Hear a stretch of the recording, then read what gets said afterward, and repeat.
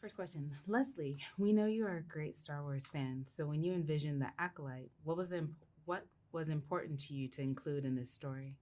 It was important for me as audiences were brought into this world that they both felt like it was a clean entry point. They didn't necessarily need to know Star Wars backward and forward in order to enjoy it, but that fans of the franchise and of the EU and of the High Republic books would recognize a lot of um, things that they already knew and that they expect from this type of media. So I wanted to do both, honestly, when I approached this, and I hope that the show captures both of those audiences. Mandela. How did you approach playing two characters, May and Osha? What was the most challenging aspect of that? Ooh, well, my approach, well, I really felt like I needed to know the characters inside and out if I was going to be oscillating between them. And so I wrote really long backstories for both of them and had it as kind of like a Bible for myself that I could always reference so I could understand like their core struggles, which I felt like were already written in such a complex way by Leslie. But, I would just go through the scripts and pick apart subtext so I could really understand like what drove these two people. And physically, I thought about yin and yang a lot, and I thought that would just be such a fun concept to play with, because yang is light and it's masculine, and yin is dark and seductive and feminine, and the interplay of those two things. I just really wanted to physically differentiate the two characters, so you kind of always knew who you were looking at. The most challenging thing was scheduling.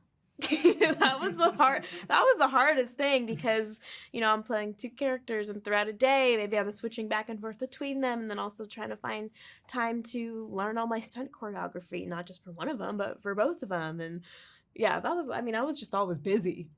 Yeah, I felt that for you. Yeah. The whole time I was like, I don't know how she is doing this, but she is doing it.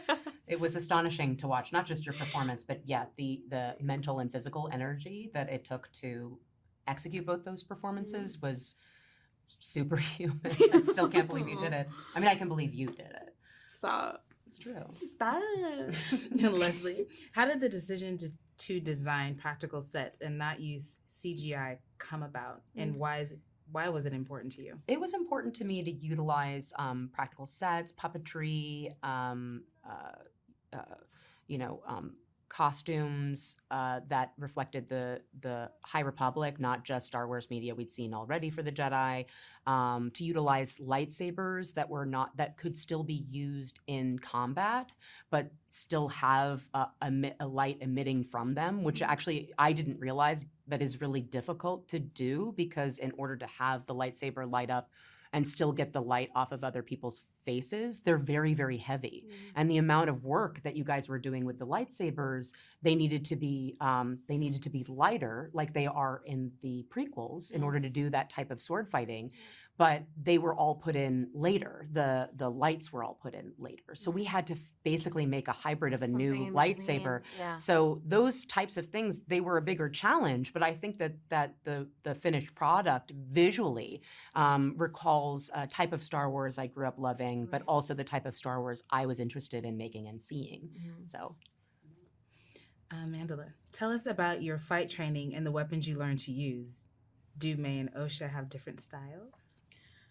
Yes. They have very different styles, and I think also Osha's style is kind of in a nascent place. Yeah. Which makes it opens up a big expanse for us in terms of where Osha goes, where she can go. But with May, I mean, I started by just my stunt master, my kung fu master and stunt trainer. His name is Jun Cheng Lu, and he was absolutely wonderful. And he started me off with there was a circle on a cardboard box with a cross and an X, and I would just trace them over and over again until the tape in the box would be taken away, and then I would be able to do those movements in the air without any sort of guidance. And then we practiced punches and kicks and like roundhouse punches and kicks, and just slowly developed until like I had enough of a foundation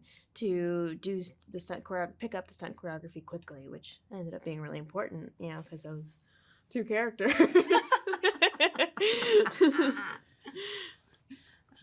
Leslie, tell us about casting Amandla and why she is perfect for the role.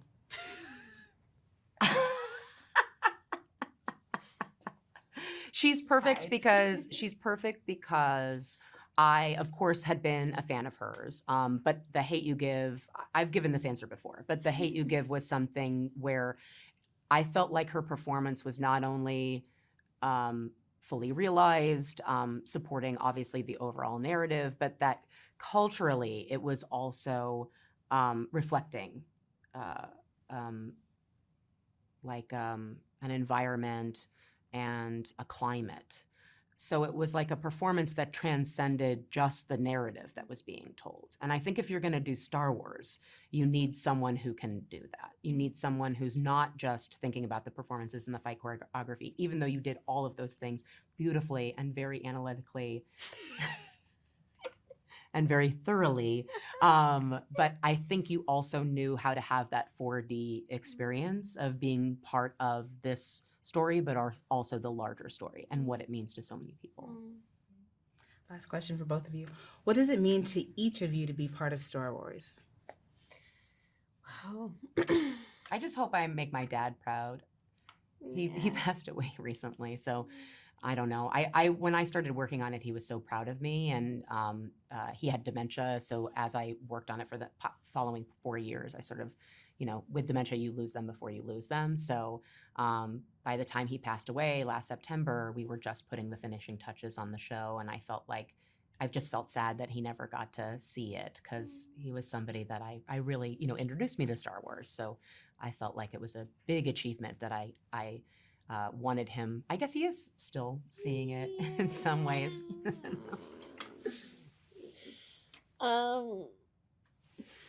That was a deep answer. Probably not what you were looking for. But that's the truth. I'm proud of her. Oh, thank you. I'm proud of you too. I love you. Yeah. What does it mean? Try to follow that up. Yeah. Go ahead, try. It means I mean,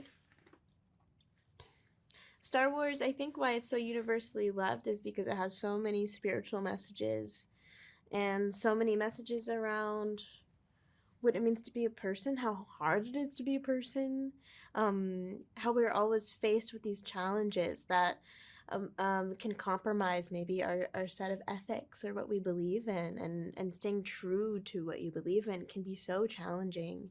And there's so many forces in the world that are so much larger than us that are hard to contend with. But ultimately, if you surrender and you surrender to the force that is larger than you, and you let that guide you, you honor yourself and the people around you. Yeah. How do you feel about becoming part of Star Wars? 스타워즈 프랜차이즈 참여에 대해서 기분이 어떠세요? 너무 영광스러운 일이고요.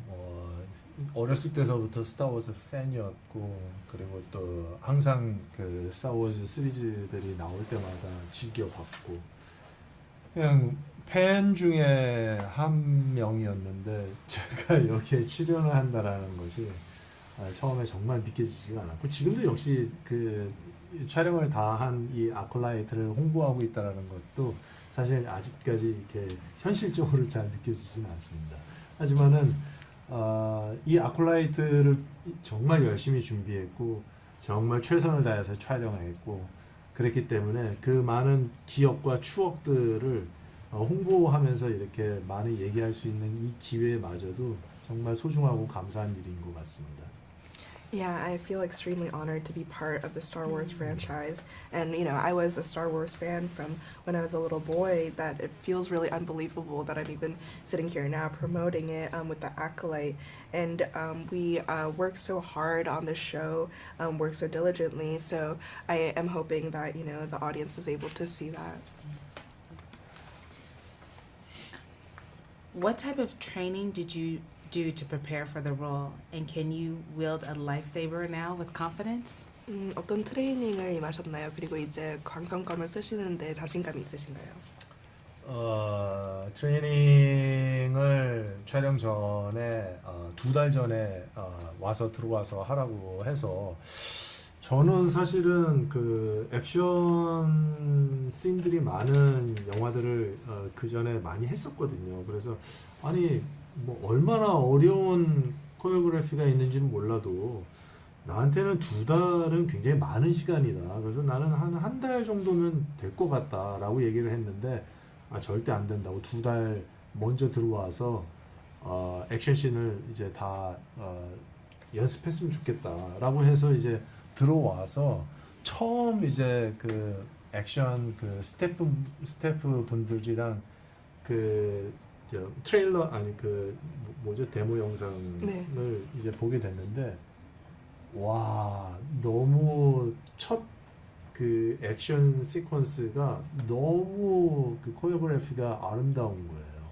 그 동선이라든가 그 둘이서 하는 어떤 그런 장면이 너무 멋있었어요. 그래서 그 장면들을 정말 다 완벽하게 하려면은 솔직히 2달보다도 훨씬 더 먼저 와서 준비했어야 되는구나라는 생각이 들면서 그러면서 이제 첫 액션 장면, 2번째, 3번째, 4번째 그 뒤로 훨씬 더 액션 장면이 파워풀해지는 그 프리비주얼을 영상을 봤을 때는 큰일 났다. 이거 2달 가지고 모자르구나 라고 하면서 정말 열심히 연습을 했고 그 다음에 라이트세이버를 가지고 또 연습하는 장면에서도 실제로 불이 들어오는 라이트세이버를 가지고 연습을 하다 보니까 훨씬 더 뭐라고 해야 될까요? 그 현장감이 있다라고 해야 될까? 그 감정 자체가 좀 다르더라고요. So we had 2 months of training before we started shooting the Acolyte. And, you know, I've done a lot of action in the past in my career, so I thought 1 month should be enough for me. But when they showed me like a previs video of the choreography, I thought, wow, this is so incredibly beautiful, from the blocking to the movement. And I also thought, oh man, 2 months might not be enough. And I thought, you know, the action scenes become more and more complicated, more powerful as the episodes continue. So it was something that I had to practice really hard for. In terms of the lightsaber training, we were able to do some training with the light actually coming on. So I think that really added to the realism and allowed me to focus on the acting on set.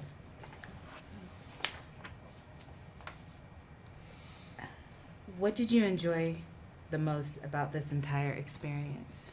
이 경험을 하시면서 가장 즐거웠던 순간이 뭐가 있었을까요?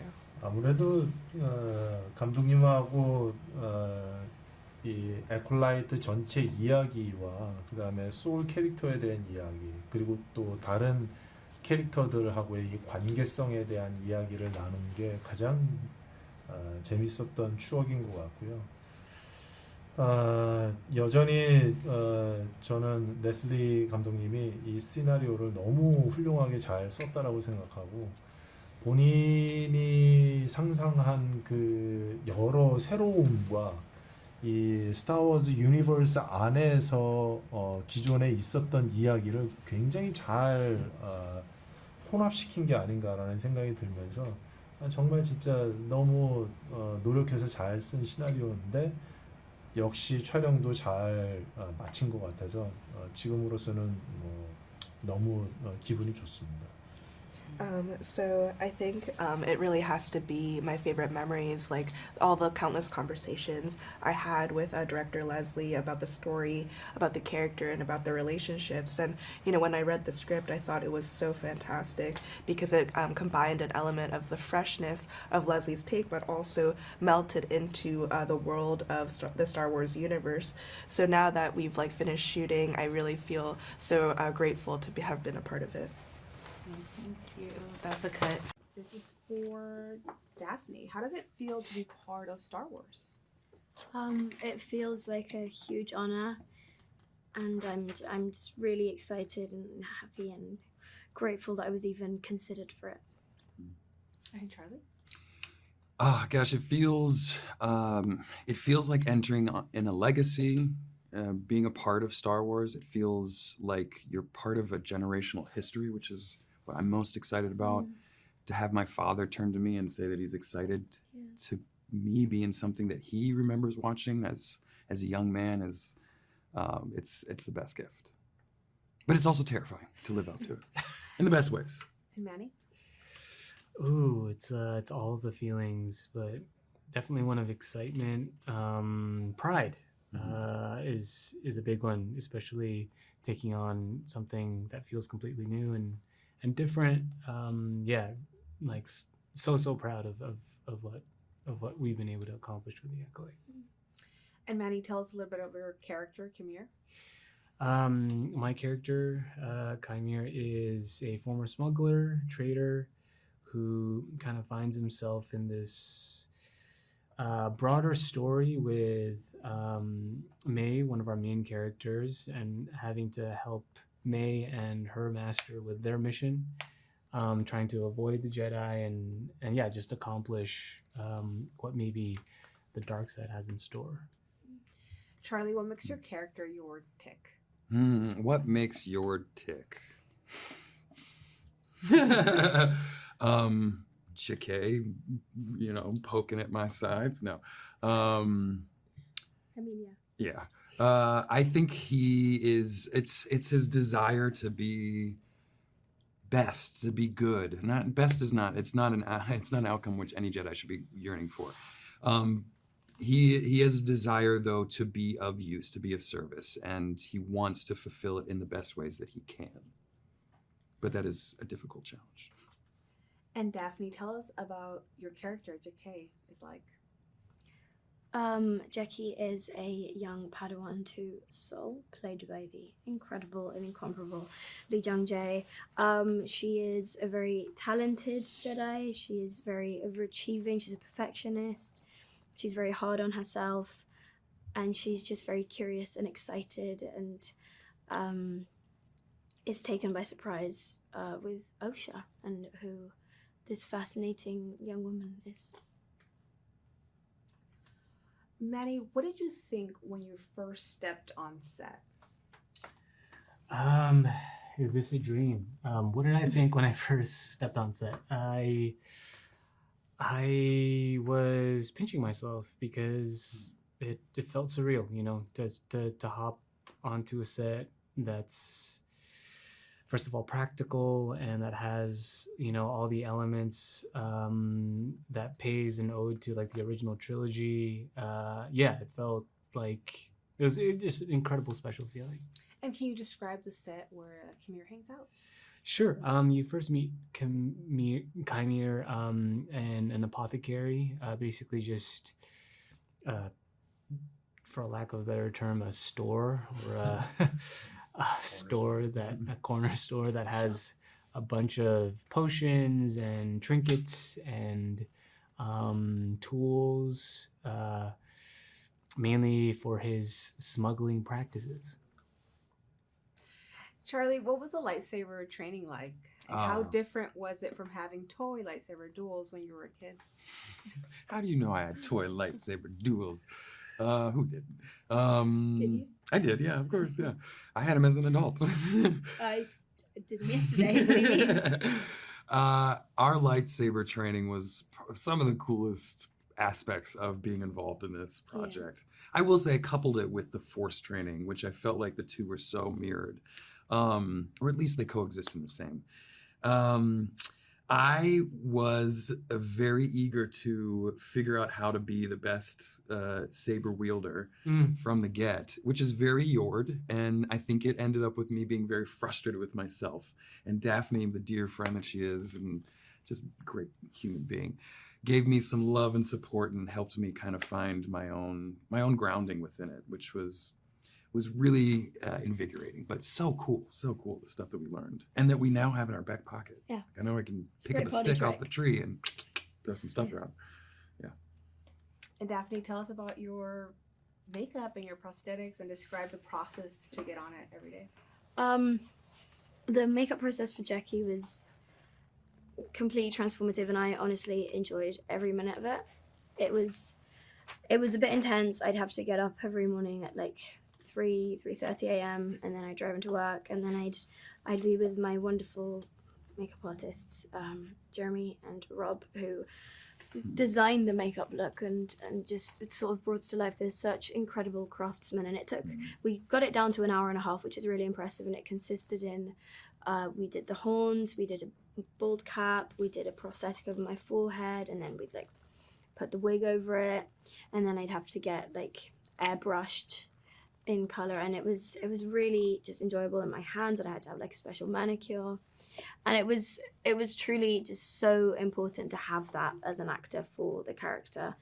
And to be fair, I did every day when I rapped, I was ripping horns out. This was a pretty funny bog standard thing, but that apart from that, it was really fun thing to have on. Yeah. This is going to be for the three of you. Manny, we'll start with you. Sure. What did you enjoy most about this experience? Ooh, the food. No, We did have a great chef. yeah. Louis. I mean, Shouts out Louis. just everything. I think the thing that I love the most is that it became a very much. I've talked about this before. A collaborative experience. Again, Leslie, super collaborative. Very much team mind frame. She delegates tasks as opposed to like being a dictator and just like trying to figure out everything on her own. And on my end, I was able to create a character with her, and it just makes it so much more special when you're able to build something with the showrunner from the ground up. Again, so much pride in it. And Daphne? I think piggybacking off of what Manny just said, it was so incredible, the team on this production. In front of the camera and behind, we had the most incredible crew, and truly we couldn't have done it without them. They were just such a huge support system to us as actors, I think, and just so it was amazing to get to work with such incredible talents, and I just feel like we had a really good thing going as just like a little community on set, and also of course just the fact that now we get to say that we were part of the Star Wars family is huge, and it's kind of forever. I think my favorite part of the funnest part, aside from both what Manny and Daphne were mentioning, which are incredible, more specifically even though, is walking onto the sets, and it's even walking onto the sets with the costume. The costume, and just at the rawest sense, me having fun, having a robe and a lightsaber and running through a fern gully, basically, and Kofar and Kymir's, Kalnaka's, all the K's. Let's stop saying names. Kalnaka's land, I think basically. It's like one of the coolest. It was a whole set of ferns and trees and water, and there was frogs living in it. It was a whole environment. It literally did. Yeah, it's freezing. Being able to just explore those kinds of things in costume with it was like this. You can't. It's just like little kid fun, Yeah. Awesome. That's where we had most of our adult lightsaber battles. It's professional. Yes. All right, that's it for the questions.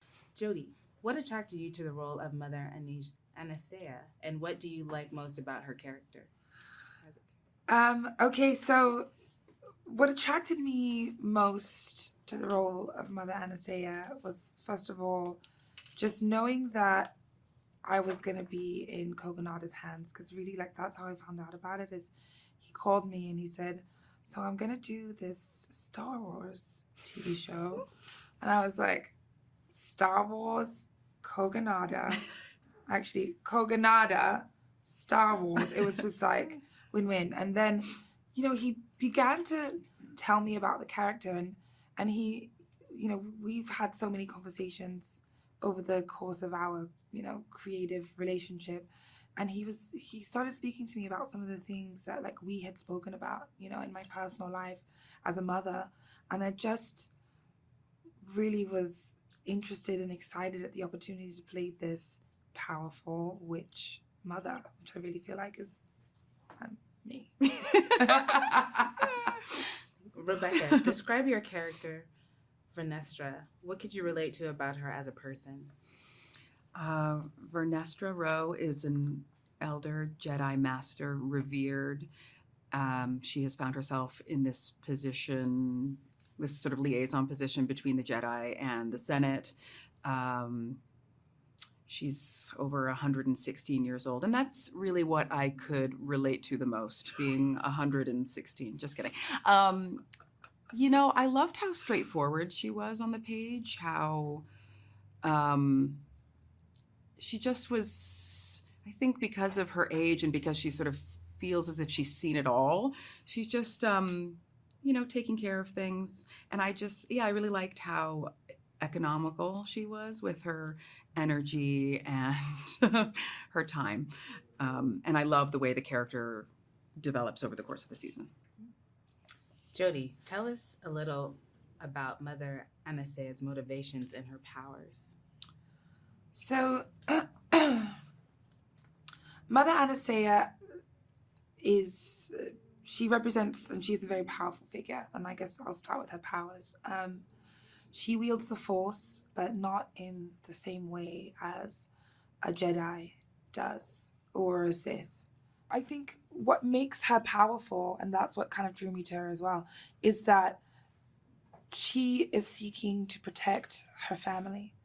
You know, her coven, the Witches of Brendok, their way of life, which is in many ways threatened by the Jedi because it doesn't exist in like, if you would say that there's sort of this binary of like what makes sense for a person who's using the Force, they don't exist in that space. And so because of that, like with any unknown, right, it's a threat because we don't understand it. And I think she knows that. And because of that, she's fiercely protecting those around her. Her powers of creation are unmatched. And that also makes her someone who needs to be very careful about what she's teaching and how she's protecting those around her. How does it feel to be part of Star Wars? What did you enjoy most about the experience? Oh God. I am so excited to be a part of this show. I am so excited for people to see what Leslie Headland has made. As I came onto the project, I obviously know about Star Wars and have seen everything, but I think going to Celebration is what really, just brought home what this means to people. I found it incredibly moving. I could not stop crying the entire weekend, even just pulling up to like the stadium we were in, families all dressed up together. I just started crying. So it means a lot to be a part of the universe, and I'm so excited for the premiere tonight. Yes, it means a lot to be a part of this. I mean, and what makes it mean the most is seeing how much it means to so many people across generations, across cultures, across any sort of defining characteristic about a human being. You'll find a Star Wars fan in every walk of life. Mm-hmm. And I think that's something that makes it so special. And then to get to create a world that is adding something to the universe that people haven't necessarily seen before, that's really exciting. I just can't wait for people to see it. I know that one of the biggest things that struck me when I joined this project was how fierce of a star we had in Amandla. Mm-hmm. And I can't wait for people to see this character that she's built. Characters? Can I say that? Yeah, you can. These characters that she inhabited in two completely different ways, and with such not only an emotional and spiritual, you could see that she was taking an emotional and spiritual path into it, but also an intellectual path. I mean, when I stepped onto this project, I read an essay that she had, a couple essays that she had written about her characters, and I've just never seen anybody approach anything that way. And I'm so excited for people to meet her and to see what this all is about and be blown away.